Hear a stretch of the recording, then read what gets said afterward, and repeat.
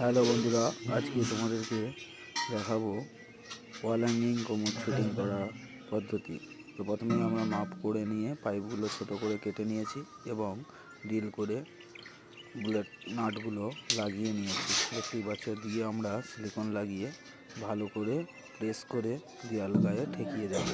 দেওয়ার পর ওয়াশার এবং রাবারের ওয়াশার লাগিয়ে নাট বোল্ট দিয়ে কোমরটাকে টাইট করে নিচ্ছি। এবং দেখতেই পাচ্ছ, এই যে নাট বোল্ট আমরা এবার লাগাচ্ছি। নাট বোল্টটা ভালোভাবে লাগিয়ে খেয়াল রাখতে হবে কোনো না গ্যাপ থাকে।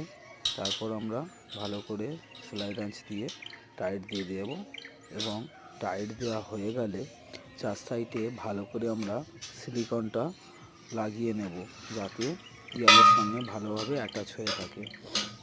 তো দেখতেই পাচ্ছ, আমরা নাট বোল্টটা টাইট দিচ্ছি। টাইটটা হয়ে গেলেই সিলিকনটা বাইর দিয়ে চারপাশে লাগিয়ে দেব কোমরের গায়ে। তো আমাদের নাট প্রায় টাইট দেওয়ার শেষের পথেই। তারপর আমরা ফ্লাশ বক্সের চাপাটা লাগিয়ে দিয়ে একবার ফ্লাশ করে দেখে নেব কোথাও লিকেজ আছে নাকি। তো দেখতে পাচ্ছ, এখন আমরা সিলিকনটা দিচ্ছি। যদি তোমাদের ভিডিওটা ভালো লাগে, লাইক কমেন্ট শেয়ার করতে ভুলবেন না এবং ভিডিওটা শেষ পর্যন্ত দেখার জন্য অসংখ্য ধন্যবাদ।